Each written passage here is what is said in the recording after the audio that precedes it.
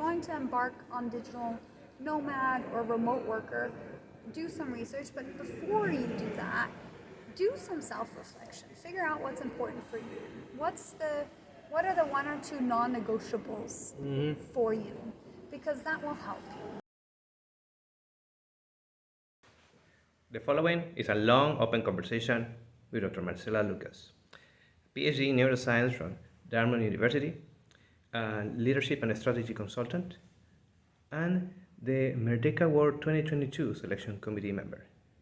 We got the opportunity to sit and talk about many topics, like how it's been to write a PhD thesis in less than 6 weeks, or how working in Boston and then going to Kuala Lumpur, let alone her current experience as a digital nomad in the region, and most important, her current work in women leadership.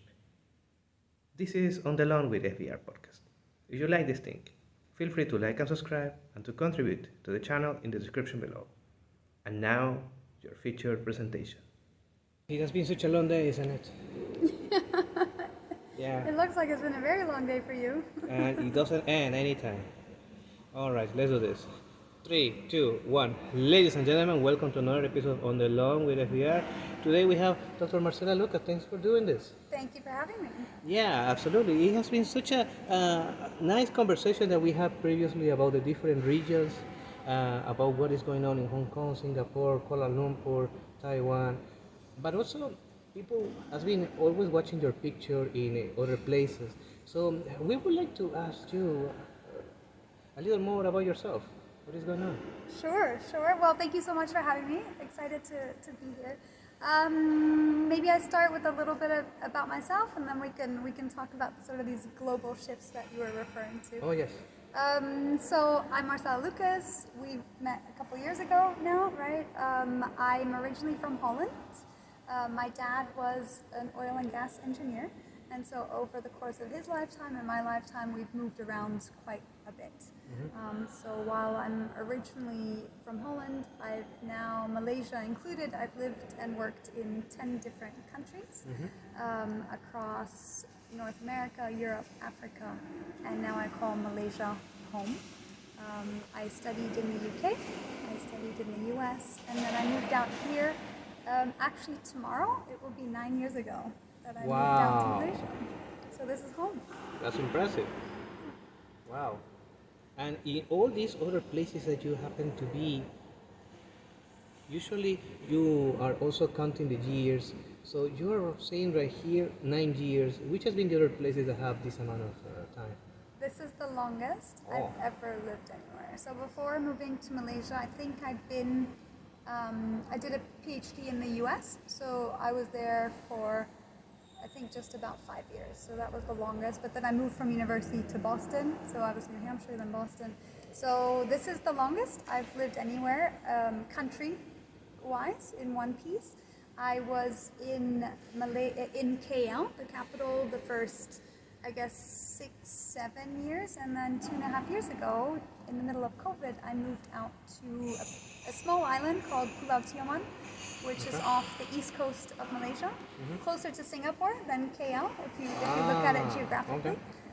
And so I left the big city.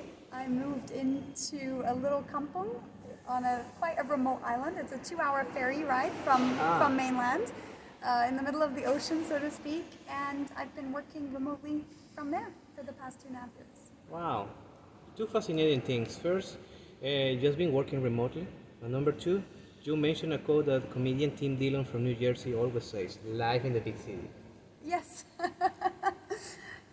yes. I moved from Boston to KL 9 years ago, and it was fascinating. For me, I love living in the US, but being quite international, I felt quite at home moving to KL. It's very metropolitan and very international, so I fit right in from day one, pretty much. Yeah, I need to excuse you for a moment about the following question because I happen to have a background in oil and gas as a petroleum engineer. I'm a little curious about how was your time as the daughter of a petroleum engineer? How was that relationship? mean, I don't know any better, right? I can't compare it to what I might have been like differently. Like I said, my dad was oil and gas. He joined the industry, I think, around this time that I was born. And so when oil prices were high, we would live abroad. And when oil prices sort of had their dips, we would move back. At the time, our home base was Germany. You know, that's something I've always very much enjoyed. I've loved living in new places. We would be there for 2 or 3 years, went to international schooling, which is really designed for people that kind of come and go. Very much loved that. And then my dad being an engineer and very sort of traditionally sort of logical and science and evidence-based, that's a trait I think I have as well. So I studied science. And then I'm now realizing that things, you know, I think we can use our left and right brain. We do all the time, but when we were at university, that was very much kind of compartmentalized. You know, you were either a science, math kind of person, or you were a creative person. And so I think I'm now at a point in my career where I merged the two, which is quite exciting and fulfilling. Yeah, it's true about that side of the brain, especially for engineers. And not for engineers alone, but for people who deal with science very, very often. Yeah. And when they have to deal with other kind of studies, let's say art or let's say business, it takes a while until you start to take advantage of those blind spots. It's fascinating. Yep. Yeah, mentioning Germany, mentioning Holland, now it's Netherlands, right? Yep. So how did you find those places to compare to what was Boston before arriving to the Massachusetts area? Very different, which is something I've always enjoyed. I love going to new places and exploring and sort of settling in quite quickly. So before moving to Boston, I was working in Dubai. So I kind of moved from, I guess, the desert, really hot place, and I moved in January. So when I arrived in Boston, or New Hampshire, because I was going to grad school in New Hampshire, it was minus 20 degrees Celsius for weeks and months. Like, all I remember is being cold for like 4 or 5 months before getting used to the climate. So I think I've moved several times where the contrast has been quite great. Just like moving from KL to, you know, a little village on Tioman. I guess it's something I've kind of done. I don't think too much about it.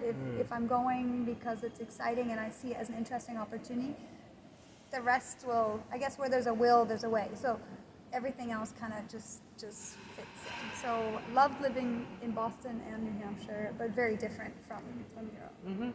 For the ones who are unfamiliar, how far is New Hampshire from Massachusetts? Well, they border each other from a state perspective. I went to Dartmouth, which is in Hanover. Well, I did a Ph.D. I wasn't at the business school. I was a neuroscientist. I'm a neuroscientist by training, so I was at the medical school. But I think the drive from Hanover to kind of downtown Boston, give or take with traffic, 2.5 hours, 3 hours. And it's really just sort of 2 highways. You get from one, I think, the N95 to the N89, if I remember correctly. It's been a few years. But that was a natural progression. You know, people that graduated from Dartmouth either stayed sort of in New England if they were from there, or typically migrated, if I can use that word, to Boston or New York, which is where a lot of the job opportunities And it was were. usually typically warmer. Yes, and well, I don't know. You know, snow in New Hampshire, shoveling snow and knowing that you can go snowboarding in the middle of the day is very different than shoveling snow because you're going to be late for an 8 a.m. meeting, so you have to get up at 6 a.m. because it takes 45 minutes to shovel your car out. What about the salt? I know that people use the salt when they are also shoveling. Yes, so I think sort of mixed reviews. I'm not sure, like, I haven't been back in 9 years.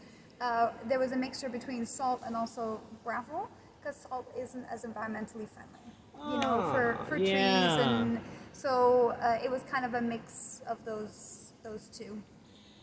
You mentioned 9 years ago you were in New England, and I remember Tom Brady was still with the Patriots. Yes. So how was living during those high years of the Patriots right there in New England?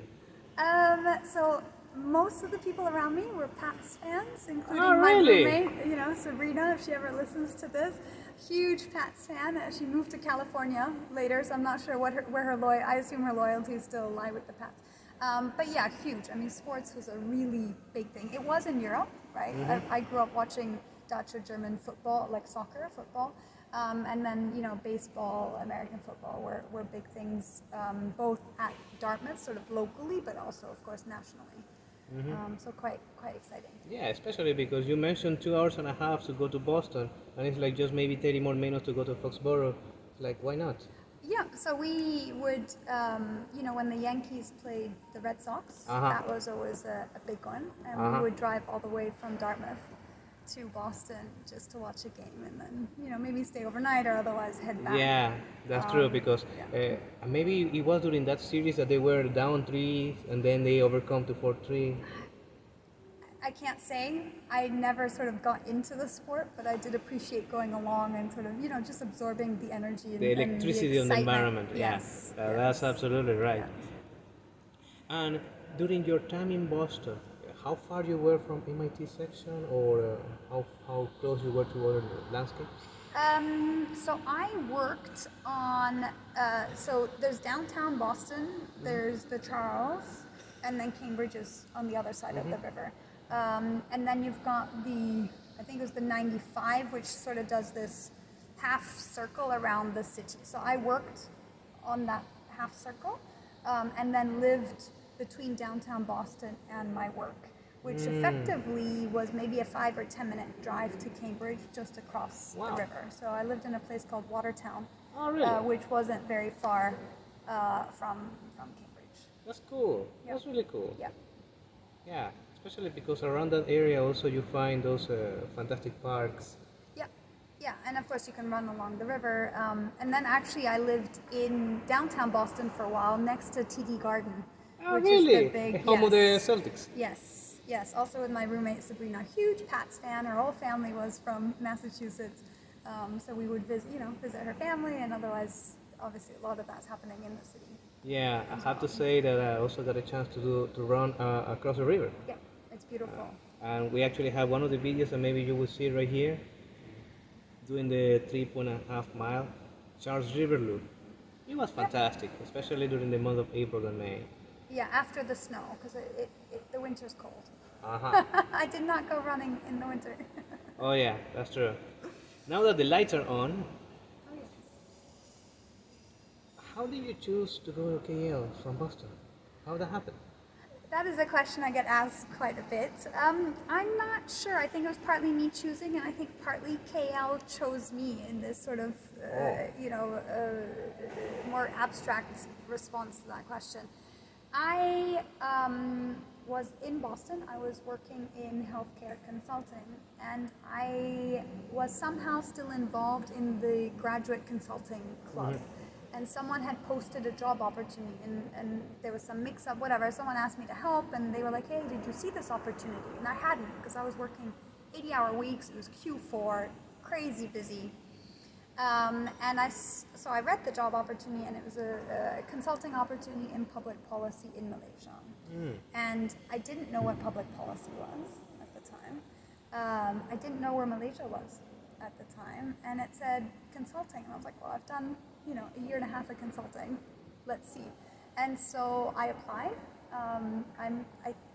If I remember correctly, I had submitted my resume early in the week. I had my first interview with HR on a Thursday night, and it was 12 o'clock midnight Boston time, which would have been around lunchtime here. It was a 2-hour interview, or it was an interview, but more like a conversation. Really enjoyed it. And then they take you through, like you're familiar with, there's case interview, you can read a few things. And that happened, when did that happen? Near the end of the year. And then I moved down here just a few months later. And have loved it since day one. That's impressive. Yeah.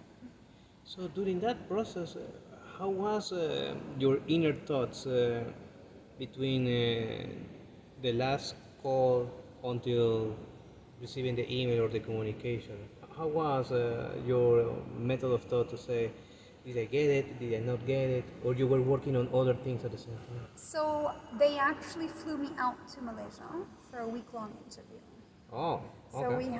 we had to give a sort of a 2-hour strategy presentation, and we would have lunch interviews and coffee chat interview. You know, you sort of got to meet the whole team.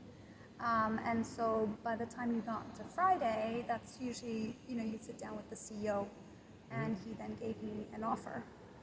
And I was really excited, but I was also exhausted. I was jet lagged. It was Q4. I'd just given a terrible presentation. I'd had all these interviews, and there were assignments in between. Like it was quite intense. It was like this little pressure cooker situation. Oh, yeah. And so he said, "Hey, we want to offer you the job. When can you start?" And I said, "I need to think about it."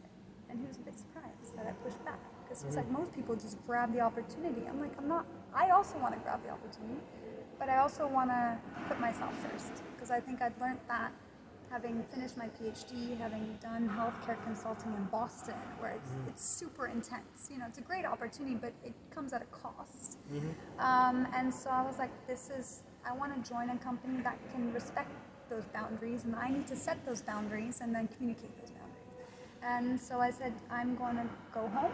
I'm going to see my family next week. I need a few days just to come down, and then I will let you know. And he said, okay, I need to know within a week. And I already knew, but for me it was also important to be able to have that open conversation, and not just to jump at something without sort of taking various things into consideration first. It's very important that you're mentioning this, because by the time that she faced the offer, she didn't say no. She said yes to other things. And also you say yes to yourself to say, okay, let's think about for a moment. Self-permission. Yeah. Yeah, to put yourself your boundary, and it's like, how can we handle this? Yep. And given that you mentioned right now that it comes with a cost, all the intensity that you did in Boston, can we know what was that cost? I mean, cost has negative connotations as well. So I graduated from Dartmouth, went into healthcare consulting, and oftentimes when you do a PhD in the basic, you know, sort of biological sciences, you either stay in research, so you pursue a postdoc, and then eventually maybe sort of a professorship. You know, it's that kind of career trajectory, or you move into consulting, healthcare consulting or something. And of course, Boston, in addition to parts of California, is really the healthcare sort it's of a hub for hub, right? So fantastic opportunities. And I'm not American, and this was in 2011, 12. You know, economically not particularly strong. Was it still the Obama administration?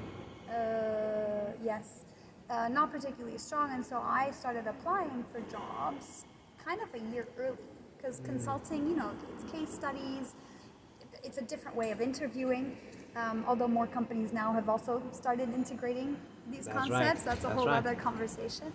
And so I was just telling one of your peers at lunch, I applied to 60 jobs, had 8 interviews, and got 1 offer. And at the time, they still had H-1B visas available. That's changed, but at the time you could apply. I think it opened on April 1st. This was June time, and there was still visas available. That's changed. I know the coming years, they were you know, the lottery, you know, there was lottery systems. And so I had 2 PhD supervisors. I went to them and said, hey, I got an offer. Can I write my thesis? And I wrote my thesis in 6 weeks. What? Because as a non-American, I think something maybe you can relate to. Was that going to be my only chance? And was it a chance I wanted to give up or wait? You know, because I did it to practice, and then I was like, but when an opportunity comes along, you gotta take it, and it felt right. And so I wrapped up, wrote my thesis, started in September. I missed induction week because I hadn't written on my thesis yet. Well, for a job, it was my first job out of grad school, so I missed with all the newbies sort of joining, because again I was waiting for visas. I wanted to make sure I was following the rule, you know, not something you mess with. And so I did that, and it was a phenomenal opportunity. And I remember talking to my dad on the phone one day, and he's like, "Well, now you can apply for a green card and you can settle in America." You know, I felt like I was living the American dream, right? I had this fantastic education, fantastic job, Boston, you know, lots of opportunities, and yet it didn't quite feel right. And so that's when I then, well, for me, Boston was very, I don't know if it was Boston, but when I then interviewed in KL, I felt a lot more like I was coming home. I've always grown up very international. You know, in the US, people assume I'm American and that I think, and you know, and for me, Boston and New England is quite homogenous in that sense. You know, I lived in Houston as a kid, you know, with my dad's work. Europe, of course, it has a whole other diversity dimension. Dubai, it was a whole other world. And for me, I loved doing my Ph.D. in New Hampshire. I really liked Boston as well, but I wanted something else. And I wasn't sure what that was. I couldn't really pinpoint it. And so when I then, and it's funny because it was, I think 1st of September is tax-free day. There's no sales tax in Mass. And I remember shopping around with my boyfriend that I was living with at the time. And I bought my first furniture set, you know, because it had always been sort of furnished places. I bought my first furniture, and that was 1st of September. It was tax-free day, you know, made sense. And I think within weeks, this opportunity in KL came up. And it's just interesting how these opportunities then come sort of at the same time that make you question, well, what is it that you want? And there was something that I felt was missing. And so when this opportunity came up in KL, it felt like a very, although it's so different, you know, I'd never really been to Asia. Like I said, didn't know where Malaysia was. When I then allowed myself the option to just explore and see, it was the right fit. And I've loved it. And I remember telling my parents, I was like, oh, I'm gonna, you know, interviewing in Malaysia. And I think in my head, my parents were already booking tickets to come visit. You know, I'm also lucky that I have a very international family. So for them, it was kind of like, oh yeah, anywhere in the world is fine. And so it's just been a really, really good fit, move into KL. That's impressive because you happen to ponder like two different lives, two different offers, and to see how one and the other comes along at the same time. Yeah. And then you literally got the peace of mind to move without the direction because decisions create worlds, and you have been on that track ever since. That's impressive. So from healthcare to policy, how was that? So when I then moved to Malaysia, I was working for sort of a consultancy think tank that worked with the Malaysian government. And I think they had initially hired me to work more with the Ministry of Health, given my healthcare background. And then things just changed. You know, I'm not even sure what happened at the time, but you know, things evolved. And I ended up doing more general strategy and innovation work, especially around sort of social economy, which still aligned with my values. You know, I went into healthcare, you know, to increase sort of access and quality of life. And so doing that from a government policy perspective was something that was just as fulfilling. Different content, but similar kind of outcomes for me. And very much enjoyed that. I'd never worked with government. You know, most of my colleagues were Korean, Indian, most of them men, very different kind of environment. But I had an incredibly supportive boss and managers and team. I just really, again, it kind of just fit. And I can't pinpoint why, but it fit and it allowed me to thrive, and absolutely loved it. Yeah, you mentioned right now that word 2 times, fit, which is hard to define. So, given your experience, I will not ask you what is fit, but what is not fit? Yeah, that's also that's also a hard question. I might answer that question a little differently, right? A lot of what we do, and I think that's the advice you get for your MBA, there's a lot of emphasis at the moment that decisions need to be data-driven, evidence-based. And being a scientist, I fully appreciate that. But I think ultimately we make decisions that come back to the human element, and I'm not even sure what that is. Whether that's energy, intuition. People have different definitions, but I think that's also where that word fit lies. Because if you sort of, for example, this opportunity with Malaysia, I could have done my pro and con list, which effectively then becomes your, I guess, data source or your evidence, right? To say, hey, there's so many points that are for this move and so many against, and you could weight them or whatever. You could have done a whole analysis on that. But even then, I'm not sure it would answer the fit, right? I mean, if I give an example, I moved all the way literally to the other side of the world. If you kind of poke through Boston, or New England, you kind of get to Malaysia. Other side of the world. Like I said, I was living kind of the American dream, had a great job, was making good money. For some people that ticks all the boxes, and that's fit. And I was going into a completely new space, new geography, new type of work, completely different kind of work culture. So those are things you might objectively then say, well, probably not. And somehow when I got here, it fit.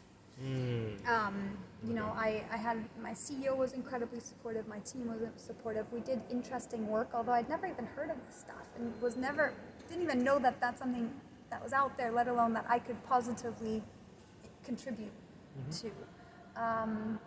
So I'm not sure I've answered your question, but I think that's the challenge. This gives a lot of light. Yes. It's something that can be a little too difficult to grasp for the ones who are just starting to learn about this. So consulting, strategy and planning, that was around many years before the pandemic started, right? Yes. So what happened during those years that were difficult for everybody? Everybody was actually dealing with those. Yeah, we're grateful they're over, right? So I did public policy consulting for 3 years. I was then working on 2 different startups, a fintech and also a water desalination project. That took me to Singapore, and I sort of also traveled in that process. I was like, actually, I've never done the backpacker thing. It's Southeast Asia, why not? So I actually spent a year traveling Southeast Asia, spent some time in Europe, visited friends in the US. There was actually a wedding, a good friend of mine got married. Made it down to South America, my first trip to South America, Colombia, and was working on these startups at the time. And then I also met a lady who would then become my boss.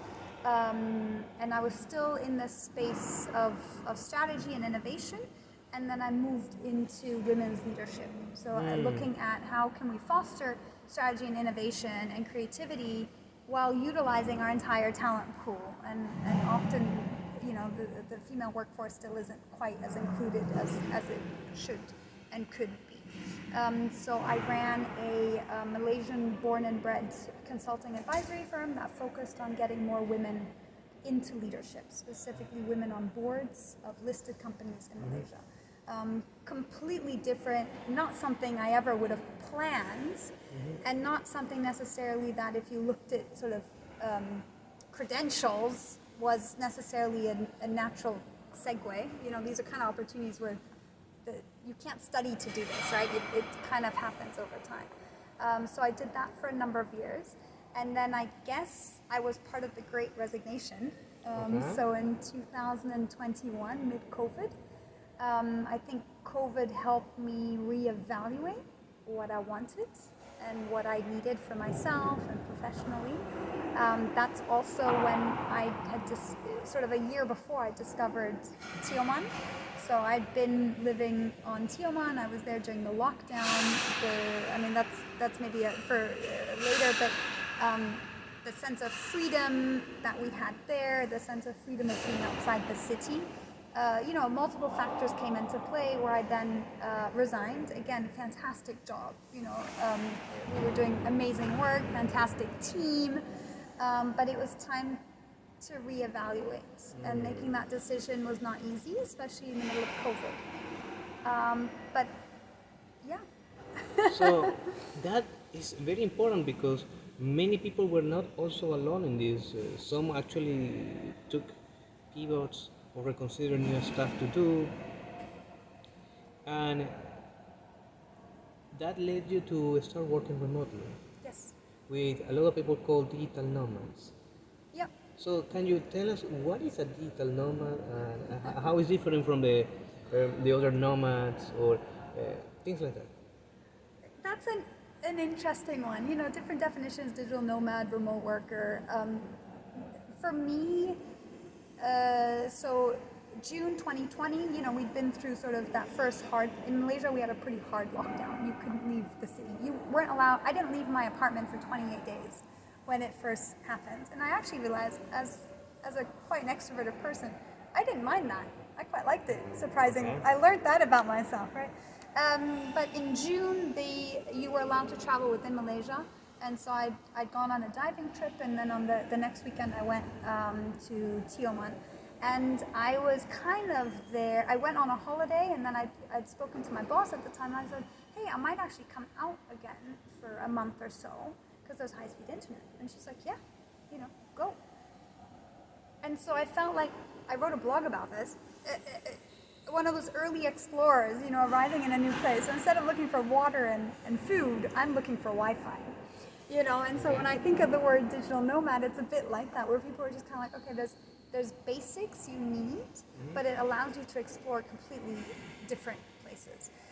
So I found Tioman. I've been working remotely from there, and so more recently I spent 6 weeks in Phuket. So Phuket is also quite a hot spot for remote workers, digital nomads. I mean, I'm not even sure those definitions apply. So digital nomads are people that move around more frequently, and then remote workers are oftentimes people that have, you know, firm jobs or are employed just without a specific office location, okay. but often still within a geography. You know, there's challenges.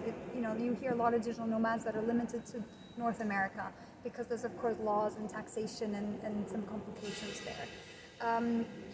But I found that I very much enjoyed working remotely in a place that wasn't necessarily home, but I don't move around as much as maybe a traditional nomad, digital nomad, right? That's where the word comes from. Okay. Digital nomads will move, like I met a lot of people in Phuket, they'll spend a month, you know, the tourist visa is valid, 30 days, 45 days, and then they'll move on somewhere else.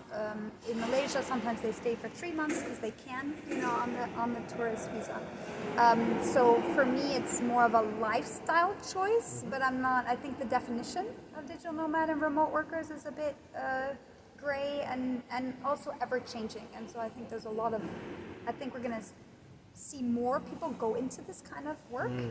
And I think COVID really helped accelerate that.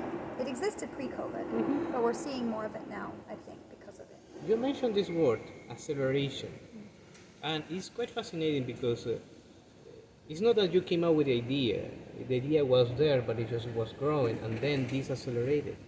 Yeah. And you also mentioned some other places, like Phuket or Tioman, and people may want to know, like, among the places you have been, which has been the ones that give you the most upside? Yes, well, so obviously I've worked, I guess, remotely from KL during lockdown, right? The office was, you know, we couldn't get to the office. I've worked from Tioman. I spent 6 weeks in Phuket earlier this year, and then I spent 3 months in Europe last year. So I was in Cyprus for a month, and then I spent some time in Holland, visiting family and friends, Germany.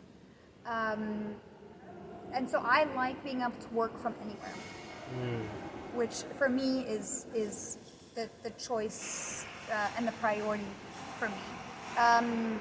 That comes with opportunities and challenges. So Phuket was really, because you asked me what maybe my preference is, I'm not sure I have a preference. I haven't really explored that many places. I've traveled as a tourist, but traveling while working is quite different, right? You look for a place that's got a desk and has good Wi-Fi. Those are things you don't need as a tourist. No one needs a desk Yeah, that's generally, right? And even Wi-Fi, as long as you've got a bit of 4G, probably okay. But if you're doing Zoom calls or trainings, it changes your priorities. And you need a place that's quiet. You know, you can't be listening to the bar down the road when there's music, you know, later in the evening or whatever. So to your question of sort of what the preferences are, Tioman's been fantastic because it's allowed me during, especially with COVID, to reset my work-life balance. Okay.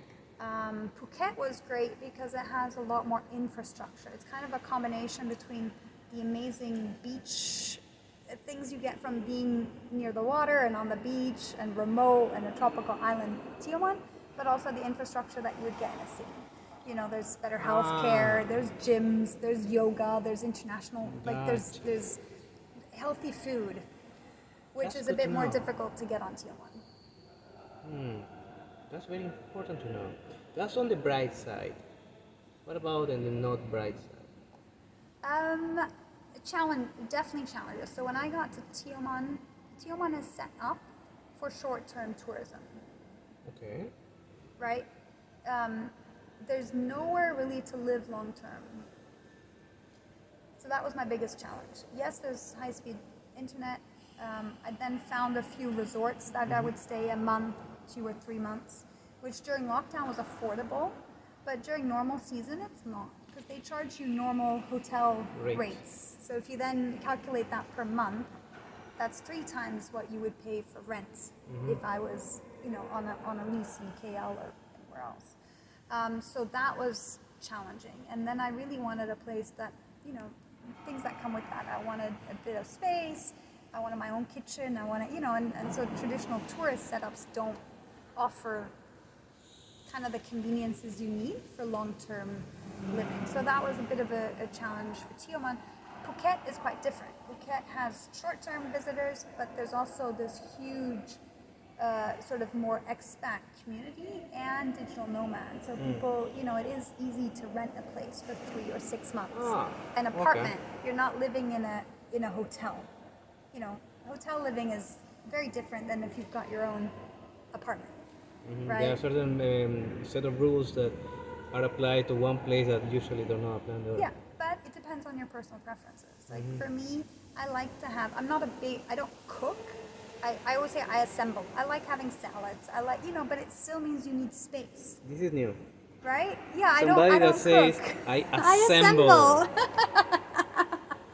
Like I don't mind putting stuff together and eating it, but I won't stand spending 2 hours, like stand in the kitchen for 2 hours cooking something. That's not my style. I do enjoy good food, and I'm lucky that I've As long got as people you're not around me cooking that that cook one, right?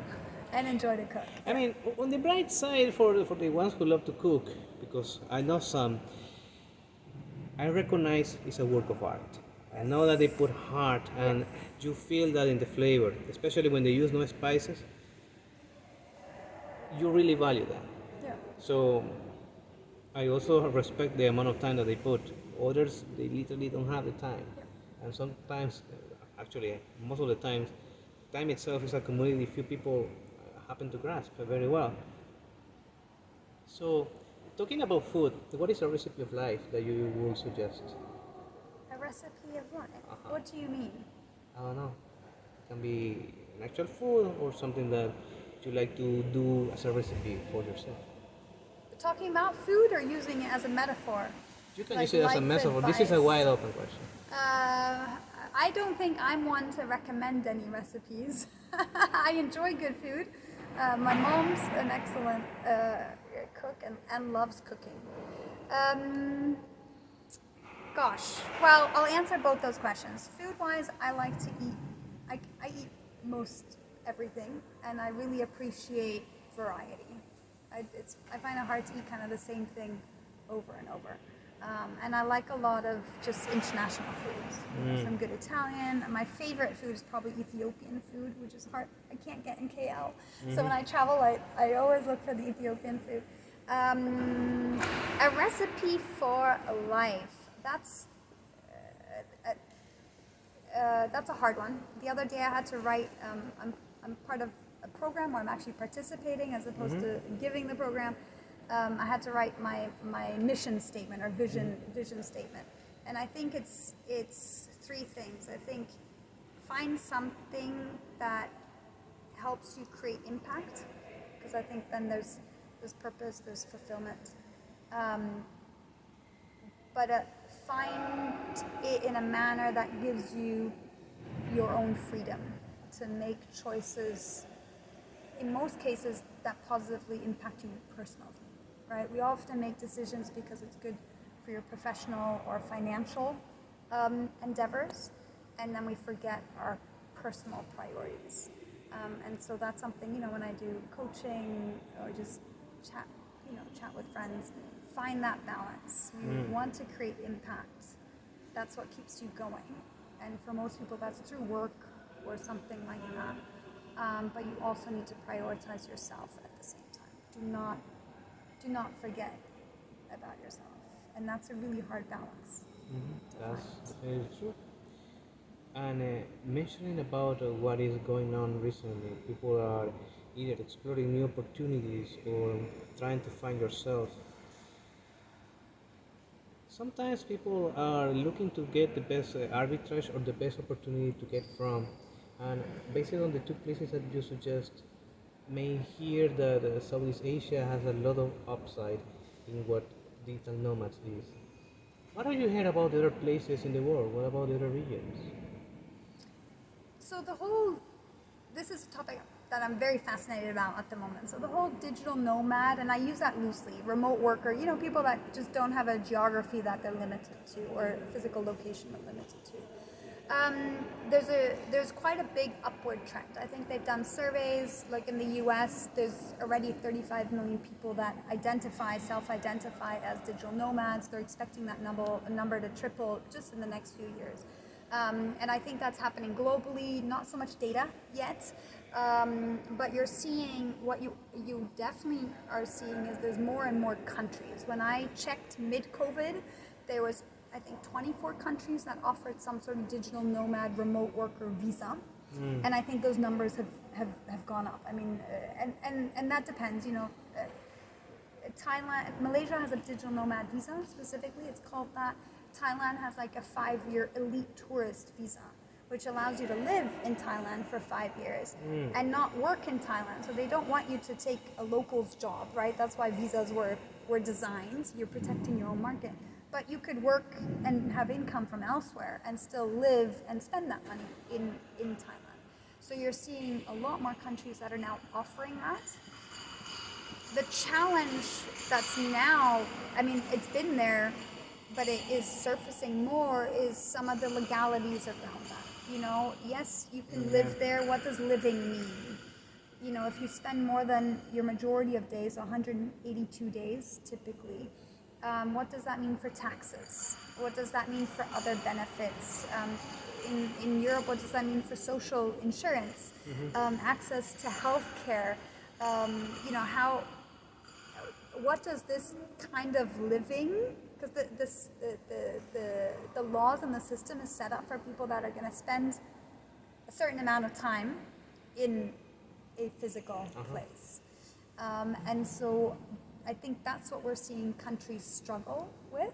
One, visas were designed to protect their own workforce, fine. But now with digital nomads that can prove they've got income from elsewhere, they're not taking a local's job. Countries are saying, yes, then please come. But then what does that mean with regard to insurance? What does that mean with regard to more long-term options, like a green card or permanent residence, taxes, health insurance, and so forth? Yeah, it's true, because define what living actually means. It's like one of your examples was, going to a place for tourists, but you're not doing any tourism at all, and there is infrastructure to do that, and even worse, that the work is not in the same time zone. So how can you actually align that? You have to go to another place, or at least the time zone adjusts to what you are supposed to live, quote unquote. Well, because in Phuket there was a lot of people that would work in the afternoon and evening, because I think they were working on the European time zone. But why not, if you're doing that, I guess, in paradise? If that means you can go for a run at the beach in the morning or go to Muay Thai training or just, I don't know, just enjoy a really nice lifestyle or a more affordable lifestyle. I mean, for some people, they choose, South America or Southeast Asia because it's more affordable. So you don't need a full-time job to still be able to fund sort of this kind of, sort of a Southeast Asia kind of lifestyle. Also, you mentioned a number, 180. And it's 182. Yes, it has a lot of implications. For example, in Singapore, they have a tax bracket of 15% for everybody who lives and works there, as long as you live and work there. But if you are out of that place for 181, 82 days, then you lose that tax benefit because you're doing something else. Yep. And also, the same number, if we apply to another point called Hong Kong, once you enter and you are working, you can have a path for citizenship or you can have your PR in 3 years. But from day 0 to the 7th year to have the passport, if you are outside the country for 180, then you are resetting everything to day 0 once again. So Yep. that's all the things that are going on right now. And so we may see that may change. I don't know. I know why it was designed, right? But with people moving, OECD was implementing this global tax, right, for multinational companies. I wonder if that's something that will be looked at the individual level as well, because that's possibly the only way to then address individuals who are going to spend 2 months here, 2 months there, 2 months everywhere else. Because I'm having the same challenge. I'm like, tell me where I should pay tax. Tell me where I should do X, Y, Z, and I'll do it. But it's so, every country is quite different, and it's not set up for that. The 182 days implies that you're there for kind of a year, and you've spent the majority of the year there. But we're looking at people who, a year's too long. We're looking at people who are sort of changing their workplace on a daily, weekly, monthly basis. Oh yeah, let alone the ones who are in the gig economy. And they are contract after contract after contract. Yep. Yeah, I mean, how can you actually have your health benefits? How can you have your retirement and things like that? And that's a usual question people may ask to the ones in the Digital Nomads life. So which are okay, you have a lot of upside. Which are the actual challenges or the things you will not get? Is that part of the package? Like the social security, the healthcare? Yeah, so I think for remote workers, assuming that they're defined because they have an employment contract, whether it's part-time or full-time, they will then get the benefits based on that. And of course, benefits, basic benefits in the US are very different from how we define them in Europe, very different how they're defined in Malaysia, right? So I think for remote workers, they have the security of income, and they have security of whatever those basic benefits would be. But they can work from anywhere. Digital nomads, it's a little different, where some of them might be gig economy people, right? Through Upwork, Fiverr, or they've got 3-month contracts. They're building an app. Often it was more software engineers, right? Build an app and then move on to another project, social media. But now we're seeing that more and more people, even across all industries and expertise, would like this kind of lifestyle. So the question is, how can you merge the two? Regardless of digital nomads and remote workers, I think globally we're seeing a shift. I mean, we see it in Europe and also in the US.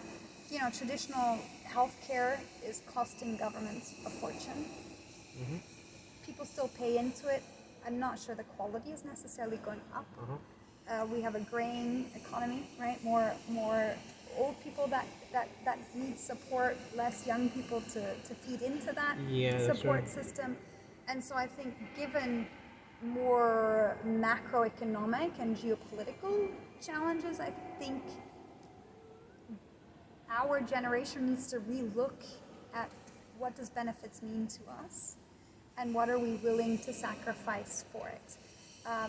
people in Europe are paying into the pension fund, and they may not be getting anything. I mean, who knows what they'll get in 30 years or Wow. 40 years from now, That's shocking. given the challenges, right? The U.S. Really has shocking. changed. There's less companies now doing pension funds. It's all about investing yourself. And I think that's the same with the digital nomads. You have to decide what are the pros and cons.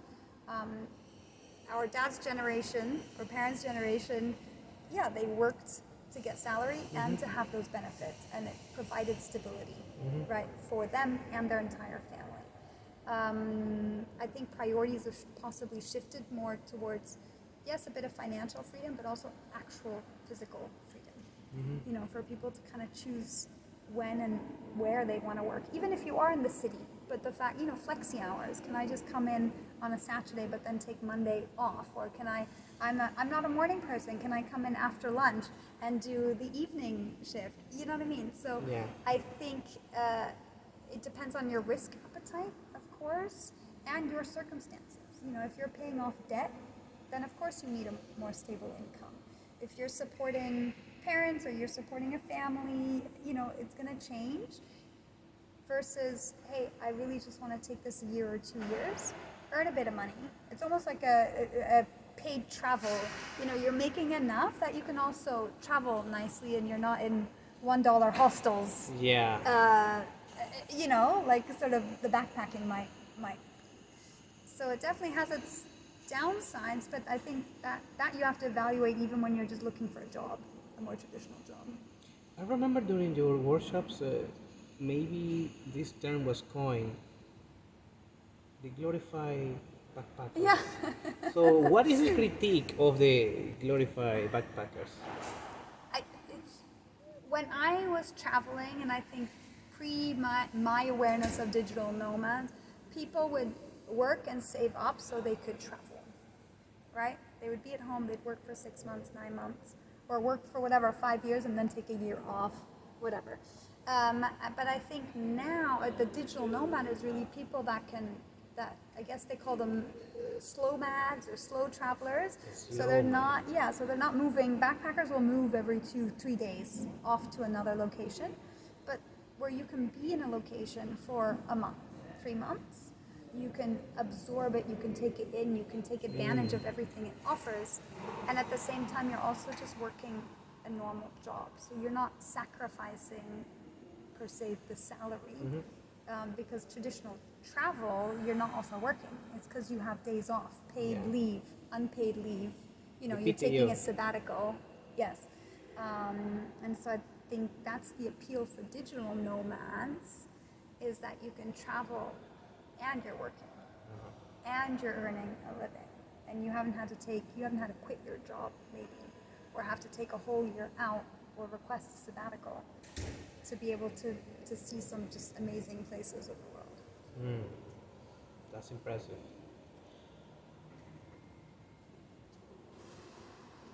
I always hear about these other places called like Bali or which is the other one? It's not Cancun. Right now, a big deal is going on in Tijuana. That a lot of remote workers from San Diego are going there just to get it.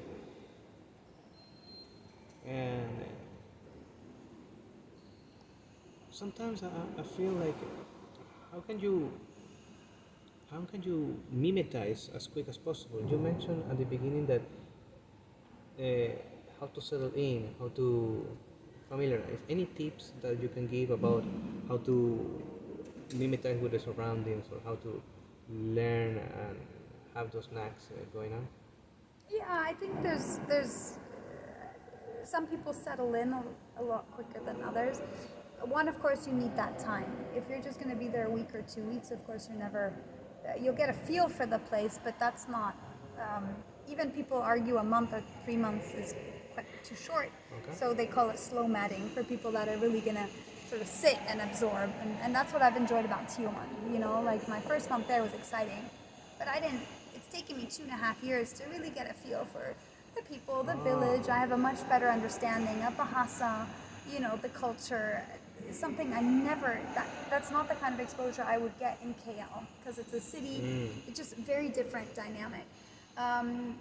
So settling in, there's different ways. I mean, people always, I think the fastest way to anyone's heart, whether, it's your neighbors, the people around you, or spouse, they say is right through the stomach, right? So I think through food, you can connect with people. You get a feel for what's happening locally or just around you, and it's an easy icebreaker. In Malaysia, they don't really ask you, how are you? The question is, have you eaten? Yes. Because that's the connecting question, I realize that. right? And I think that resonates in most cultures, right? Or have you tried this? Or the question I get a lot is, do you like spicy food? And that helps to connect. But you're also finding with some of these hot spots for digital nomads, there's also there's a lot of infrastructure that's been set up to facilitate these kind of communities. So there's WhatsApp groups. In Phuket, it's so easy to find 1 or 2 month rentals as opposed to 1 year rentals, there's gyms that are set up that go by month as opposed to like a yearly package. There's language schools. There's a lot of co-working spaces, or even co-living. There's a lot more co-living spaces now as well, where you can come in and you're kind of then surrounded by people like you, right? So it's not like you're the only, like on Tioman, I was the only one that was working on a computer on like that whole island during COVID. At least it felt that way. Versus in a co-living space, of course, you're surrounded by digital nomads. And so everyone's they understand that when you're on a call, you're on a call. On Tioman, I struggle. I'll have my doors and windows open and people walk by and they'll be like, hey, Marcella, and I'm like, I don't even know what to call, like I'm on a Zoom call. But that's not something, that's my world. That's right. That's not something that your average person who I don't know, is maybe a fisherman or handles tourists or runs chalets understands. So it has its pros and cons as well. That's true. It's like you always have to do a balance sheet about which one actually gonna weight more, and are you actually winning or you are actually on debt. Yeah. And after all these years, you presented some tips about the work itself. What about personal relations? Because there is a quote, the distance makes the heart fonder. But because you are always on these distances, how do you keep that connection going? Yeah, you do hear that amongst digital nomads. So I think there's people who do digital nomad because it helps with the work-life balance. Change of scene, you're not in an office setting, whatever. But there's sort of more discussion and some research as well that it's also very lonely, right? Because you are kind of doing it on your own. Even if you're going with a partner or a small group, you're not within a community, you're not in your home community. I have always moved around, right? So as a kid, with my dad's oil and gas job, every 2-3 years we would move to a new place. And I've seen that with other friends. For us, it's strengthened our family. Our family's like this because we've always depended on us and our core as we've moved, and it's challenging. Goodbyes suck. New beginnings are really hard, but of course you've got the highs and lows that come with that. But I've also seen there's plenty of people who that doesn't work for. Where change, and often I think that's more of how you handle change. There are people that handle change and thrive on it. I love change, although as I'm getting older, it maybe a little less than when I was 21. And then there's other people where that's really stressful. They spend 6 months planning a move. With my family, we would sometimes find out 3-4 weeks in advance that we were moving. And our philosophy was we preferred that because also goodbyes just drag on. You then celebrate the amazing time, but it's also time to start something new, right? So I think it's very much your own capacity and appetite for change. And some people do it because they want the change. Something has happened at home, whether it's I follow quite a few digital nomad blogs and Facebook groups and things. You know, I had a bad breakup and I'm gonna go solo traveling, and that works for some people, and for other people they're like, no, actually it reinforces that this is where I belong, and others like, oh no, but this has opened up my world for all kinds of things I didn't know existed previously. It's fascinating these nuggets of wisdom that you're sharing, because first, if you find it on the internet, how can you validate?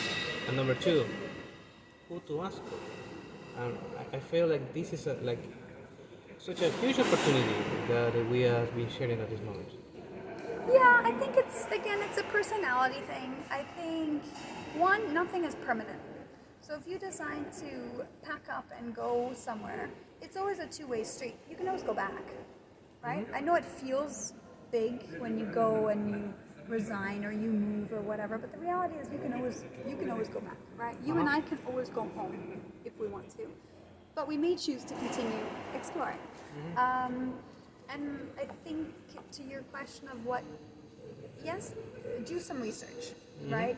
If you're going to embark on digital nomad or remote worker, do some research, but before you do that, do some self-reflection. Figure out what's important for you. What are the one or two non-negotiables for you? Because that will help you, you know? For me, when I travel, I need a clean bed. Like, that is just, most other things, like it can be camping or this or that, you know, but you have to identify one or two things. And for me, obviously, high-speed internet, and maybe some other things. Like, I need to know that if I go off, that at least I've got one client where I know there's going to be substantial income for X amount of time. You know, those are maybe the three things that I might set myself. So within those non-negotiables, you then have the freedom to figure out what you can tolerate, but also where do you, I mean, chances are if you're embarking on digital nomad, it's because you're exploring, you're looking for something, you want something different. So you then want to give yourself the freedom to try different things, and some of that won't work for you, but then you know, and that's incredibly valuable as well, right? So do a bit of research, but really, well, based on your self-reflection, then you can research and go, well, what do I want? Do I want to be on the move every 3 months because I want to, you know, I'm an ESP student, I'm in Asia, I want to explore Asia for 2 years. Phenomenal opportunity. So you might decide, hey, I want a part-time remote working gig, you know, it'll be good for my career, it'll give me some income, and I can stay in Malaysia. Or you might say, actually, I'm working on my own company, and I could do that from KLCC, or I could do that sitting on the beach, you know, a few hours drive from here. Yeah, in Sheraton or something. Yes. That's important. And there is a lot of reflection to keep moving. I feel that we can talk by hours on this. You mentioned something that you have been doing recently as well. Leadership. Women. Yeah. And the opportunity for them to do the right upbringing. Can you tell us a little more about that? Yeah, so I moved into the women's leadership space very much with originally kind of an angle of strategy and innovation. So I'm a big believer that companies are always looking for the next sort of innovation, whether it's, to help cut costs or to bring a new product to the market or whatever it is that they're working on and they're prioritizing. And half the workforce, in most cases, is women, and they're not always brought to the table. They're not always asked for their opinion. And, you know, I'm a big believer that your own people face challenges and have probably already come up with solutions. You may just, I say that as management or senior leadership, may just not be aware of that. So I think that cuts across male, female, and people that identify, differently.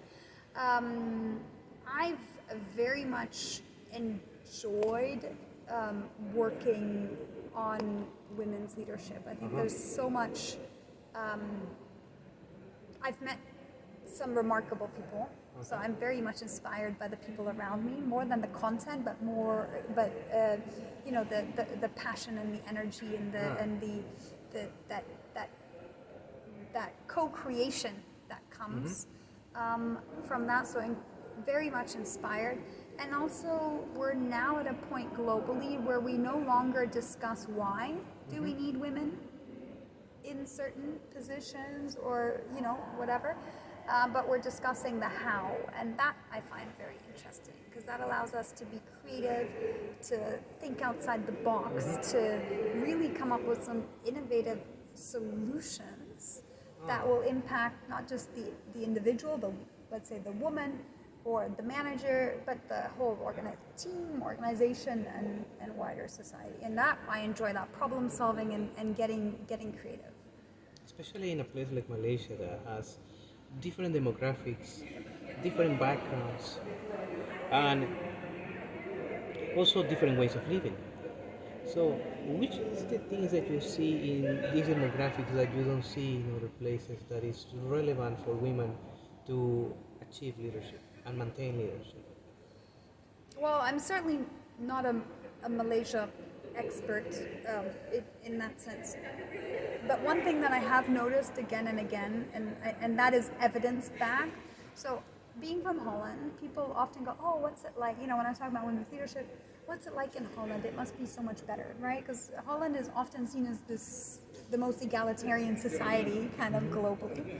And that may or may not be true. But if you look specifically at women in leadership, specifically women on boards of public listed companies, given that Malaysia is in Asia, Southeast Asian, is predominantly Muslim, all kinds of kind of biases and presumptions that people affiliate. I'm not sure what the latest statistic is, but I think we're close to 29% women on boards of public listed companies in Malaysia. And that's a public information. Yes. Yeah, we still need to yet find out what is the private information.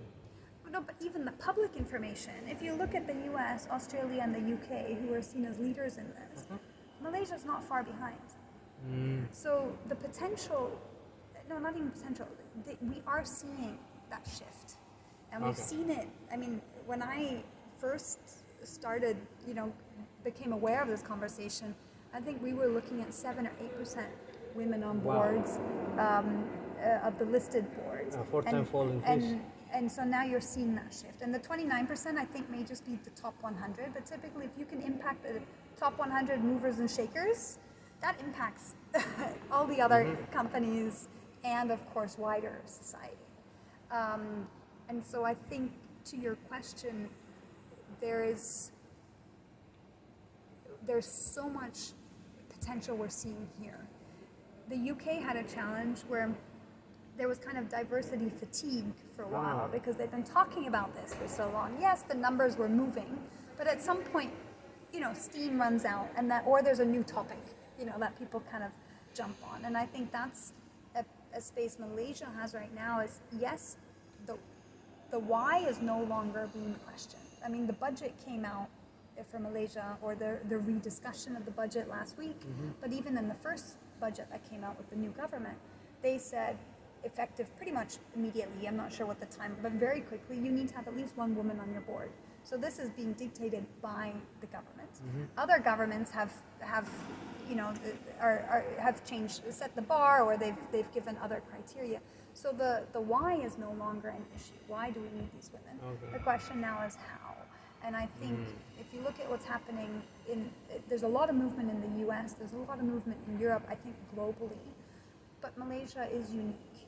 And so what's interesting is how can we address the how here, given the cultural and political and sort of demographic complexities. I think there's a lot of challenge, but I think there's also phenomenal opportunity that could really put Malaysia in the forefront and help. We're always looking west for solutions, but I think here, Europe or the US or China, I can look at Malaysia and be like, well, given that you have a big Malay, community, Indian community, Chinese community, how have you been able to elevate women in leadership, and what can other countries learn from that? Those are very specific points that you are sharing, and I would like also to learn from you across this time that you have been involved in this. How have you seen the growth of the people you advised? What do you mean by growth? Like how they have been going on since you meet them from the first time until, let's say, nowadays? How's been their journeys from the first time you see them? Yeah, I think that's a complicated question. I think a valid question, but a complicated one. I've been super excited and very lucky to have worked with or met all kinds of people. Different people still face. I don't think I can answer that with sort of a blanket response. That's the same as if I were to ask, well, how are all the students at ASB doing? Different people will be at different parts of their journey, their development. They all will have their own priorities. But I have seen, and of course, I also have my own bias, right? In that I'm doing this kind of work, I also associate myself with people that believe in this and that are probably doing quite well. And so I'm very aware that while my LinkedIn is probably full of a lot of DEI and successful women or successful DEI, I'm also very aware that that's not on everyone's radar. And that's also a very interesting opportunity, is how do we, I guess they use the word mainstream, but effectively infuse that so that the question isn't just, well, how are the women that you work with progressing, improving, developing?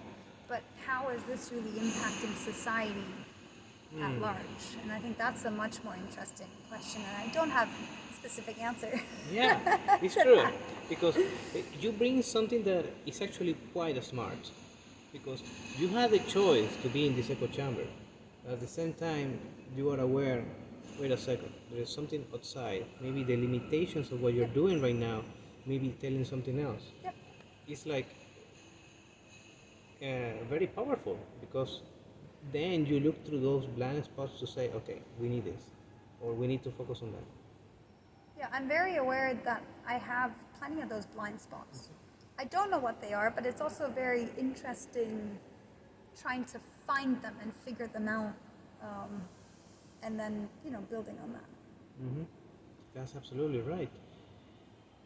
Talking about building, what are you building nowadays? So I have set up my own company. And Congratulations, so, I guess. Thank you. And so people are asking me, like, what do you do? And I do a little bit of everything. I do women's leadership. Some of that is coaching. Some of that is developing and executing programs. Some of that is more strategic conversations. I do more general innovation and strategy work, helping, especially now sort of beginning of the year or end of last year, helping entities set their vision or their strategy for the next year. So a lot of that is gender neutral. But of course, I've always got like I said, we want to infuse it everywhere. We don't need to have a whole conversation around women in your company, but rather are we just making sure women are included in your strategic conversations or strategies. And so I do some of that, but I've also realized non-traditionally, I'm very much driven by the people I work with rather than what we're working on. So I could probably get that's why I've been pulled into quite different projects that aren't necessarily my area of expertise, but I love the passion, I love the intellect, I love the stimulus, the debate, and obviously the potential that this conversation, this project, or whatever might have. Yeah, your answer reminds me one of the typical quotes we heard like 10 years ago. People don't quit jobs, they quit managers, because they value who is the people you're working with. In this case, you're choosing projects not because of the topic, but because of the people you're working with. Which is very non-traditional, Right? Right? When people go, "What do you do?" I'm like, "Well, how do I concisely explain that?" But when I do explain it, people get it. And I think it kind of comes back to that gut feeling and that fit we were talking about earlier. You know when it's a good fit, even though you might not necessarily have the data points or the things you can actually list out to make that work. That's very, very clever, to be honest, because all of a sudden the paradigm shifts, all the narratives are finding a new way to build upon.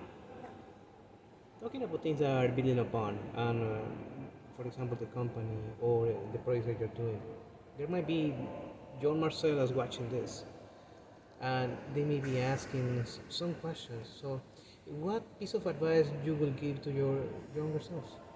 Oh. So one advice I give myself, and I just really, really believe in, is if it feels right, say yes and figure out how to do it later. And I'm pretty sure the original quote is from Richard Branson.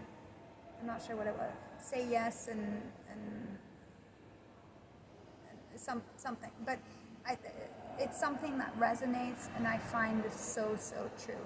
And as you say yes, don't overthink it. You know, when something comes up, an opportunity comes up, or you need to end something, it's not just about new, but also old. When something no longer meets those needs or doesn't sit right anymore, you know, but you need to act on it. And then you'll figure it, and then deal with the consequences. You know, say yes and figure out how to do it and deal with the consequences after. And that's not reckless, I think, but it helps us follow our internal compass. Yeah, it's quite fascinating, not only because of how straightforward that can come across and how helpful that can be, especially for the people who have doubts in themselves. In addition, when I heard those words, I also remember a friend of mine who was in episode 25 who said the same thing. And she happens also to be an entrepreneur, have her own business, and she put that very remarkable. So I was surprised how through different latitudes, through different times, through different moments of life, the concept remains. It's fascinating. I cannot thank enough. I guess this is a very nice way to end this conversation for now. So I really want to thank all of this. How can people find you? How can people find me? I'm on LinkedIn, Marcella M. Lucas, Ph.D. Yeah, all my contact information is on there, so that's probably the easiest way to contact me. Thank you very much, Marcella, for doing this. Thank you, Fabian. For people who are out there, please stay safe. See ya when I see ya. Bye. See ya.